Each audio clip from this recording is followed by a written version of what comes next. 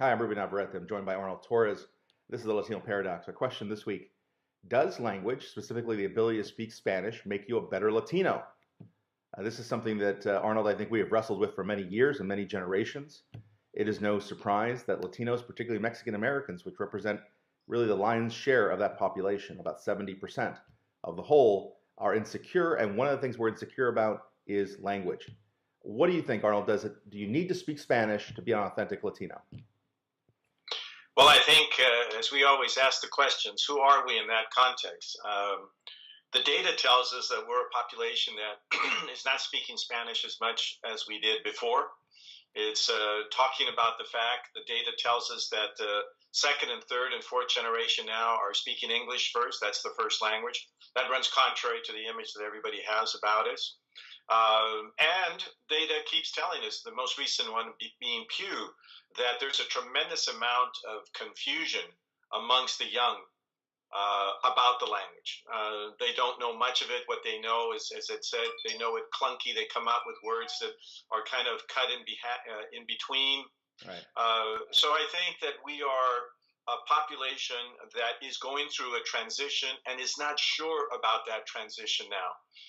And I think the element of not welcoming us is in fact even more causing greater confusion and causing a greater amount of conflict. In terms of who we are, I agree with you.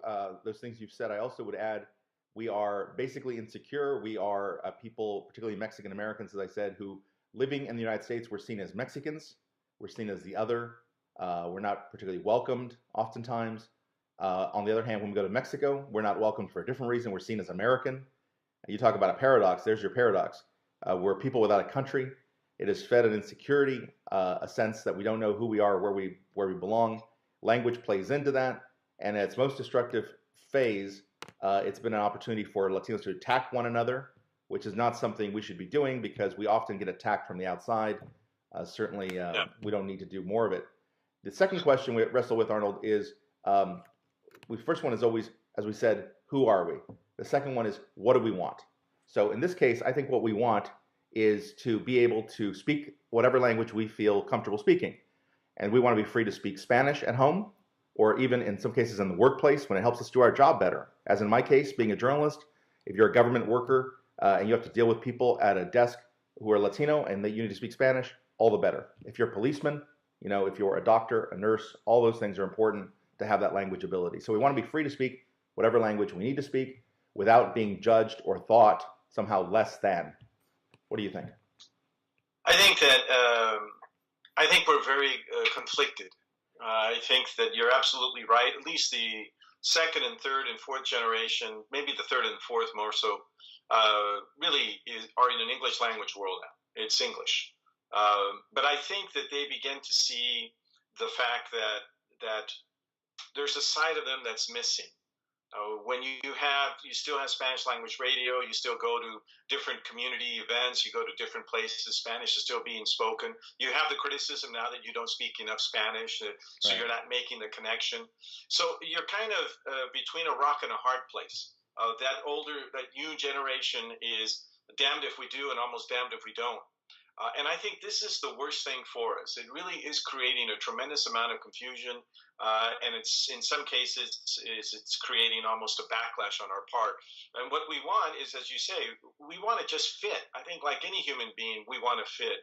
But we're that population that is so still so related to being in proximity to Mexico, to Central America. And I think that is the confusion, the conflict that we're having. The last question is always, what are we doing wrong? What do you think we're doing wrong as a strategy? I would say that one of the things we're doing wrong is too much infighting, as I said before, too much of a cultural litmus test, the idea that we are the only one true arbiter as to who's authentically Latino. It's a joke in our community that typically the folks who play that game the hardest and the roughest are the ones who speak Spanish not so good. The worse their Spanish is, the more intolerant they are. That's the joke. So I think we do too much of the infighting and that kind of intergroup competition. But we also, I think, have not done a good enough job of just picking one lane and staying in it. I have a lot of respect for people who do content in my business in Spanish, only in Spanish. And I have respect for people who do content only in English. I have less respect for people who try to have their cake and eat it too and do it in both languages. Here's why. It confuses the reader, it confuses the market, it confuses the people who produce the content to think that every single time I write a column, I should do it in English and Spanish, or if I do a radio show, I should do it in English and Spanish. And while that's not a demand that's made on other people in my business, the day that they ask George Will to do a column, in two languages, or Charles Krauthammer to do a column in two languages, then I'll go along. But somehow I think we put this burden on ourselves, and it's one of the things that we're doing wrong. Well, one of the things that I think we're doing wrong is that we're responding to the outside pressures too much. We're paying too much attention to that outside pressure. I understand that it's very difficult to ignore it, but I do believe that language is very much tied to the culture. I believe that language is very important. Our native language is very important to speak. As an example, I went to a university where everything was taught in Spanish. Why? Because I didn't want to miss out on the language. My identity for me was language. So I knew I was born in the United States. I spoke English. That was my first language. But I also spoke Spanish at home to my grandparents, and I didn't speak it well. And I felt like I was insulting them. I felt that that was very important to communicate. I do think, Ruben, that it's important to communicate in both languages. I think there is nothing negative about that at all. It's an absolute benefit. Yeah. I think, but I've always looked at it from a healthy perspective. I've looked at it because of the generation that I am. I've never agreed that you had to speak only one. I've always felt you need to speak at least two at a minimum. But that argument gets lost so much because the thing that we're doing wrong is we're adamantly, as you say, if you don't speak any Spanish, you're a sellout. Right. If you don't know enough about this history, they somehow equate not knowing enough history or language as being you're a sellout. Right. And then the other side says you don't fit in. So, I think the biggest problem, Ruben, is that we don't have this discussion amongst ourselves. We don't really talk about the difficulty of what it is to be Latino in the United States at this time, more so than perhaps any other time in our past. Yeah, I think that's a very good point. That introspection is necessary. I would separate the public language from the private language, and I would say that privately in your home with your family, it's important to speak two languages. Publicly, what I say is it's important to speak one language, to do your business in one language and only one language. It can be Spanish, it can be English. It shouldn't feel that somehow we're compelled to be both.